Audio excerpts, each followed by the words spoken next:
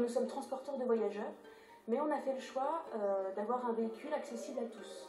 Voilà, donc effectivement, autant pour les personnes handicapées physiques, comme on dit, que mentales, qu'une personne désorientée, une personne angoissée, toute personne qui ne peut pas se déplacer toute seule dans la société comme on la connaît nous. C'est aussi leur proposer une manière de revivre leur vie sociale, de retrouver leurs petites habitudes, de partager avec les nouveaux amis qui se sont faits. Et puis aussi, je me rends compte que pour le personnel, c'est important pour eux de leur proposer quelque chose à l'extérieur de l'établissement. C'est une bulle d'air pour tout le monde et ça recrée une dynamique. Alors combien de personnes pouvez-vous transporter? Alors mon véhicule peut voyager jusqu'à 8 personnes, dont 4 personnes en fauteuil roulant. En fait, j'aménage mon véhicule en fonction des groupes. J'adapte véritablement mon accompagnement et les possibilités de mon véhicule à chaque groupe. Donc je peux avoir 2 fauteuils, 3 fauteuils, 4 fauteuils. La particularité aussi de mon véhicule, c'est que je propose des places pour des personnes en gros fauteuil, que ce soit des fauteuils électriques ou ce qu'on appelle des fauteuils confort.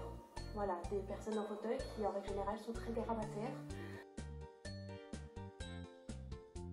Propositions au niveau des kilomètres, il y a des propositions avec accompagnement, donc c'est l'accompagnatrice qui nous accompagne durant la sortie, ce qui est bien parce que ça peut faire également une personne de plus.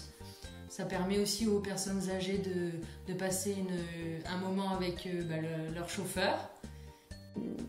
Est-ce que les services de Handispo sont adaptés aux malades Alzheimer?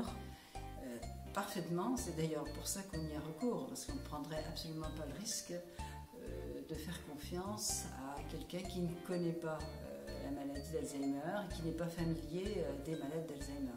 Parce que le transport est bien sûr un acte délicat.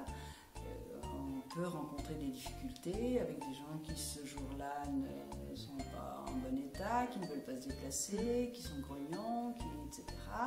Voilà. Ou dans l'autre sens, à la fin de l'activité, des gens qui sont un peu impatients de rentrer chez eux, parce que c'est le soir, parce qu'il y a une certaine angoisse qui monte, une fatigue aussi.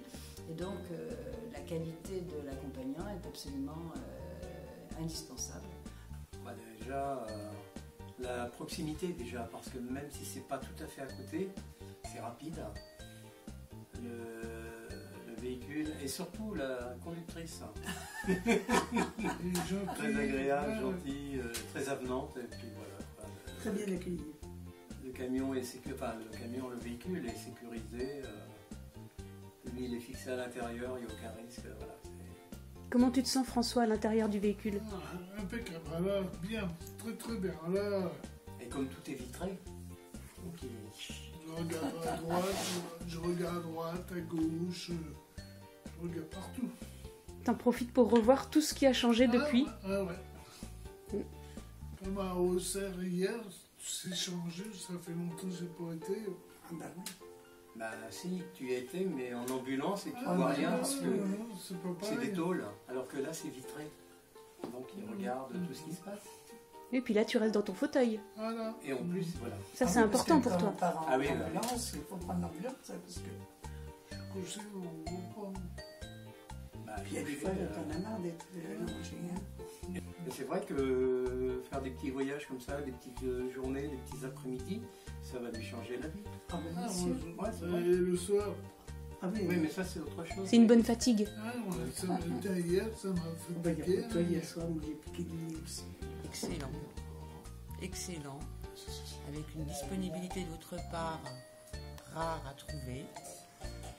Et surtout qui nous a permis de réaliser quelque chose qui nous tenait particulièrement à cœur. D'avoir maman avec nous à Noël, le plus beau des cadeaux.